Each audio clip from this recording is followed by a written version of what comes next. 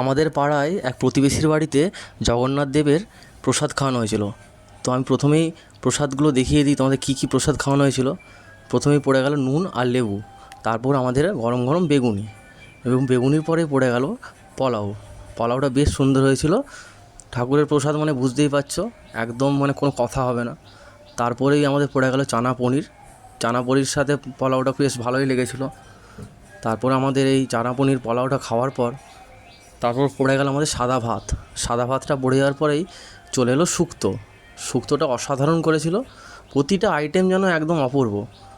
মানে সত্যিকারের প্রসাদের কোনো মানে করা যাবে না, এত সুন্দর করেছিল।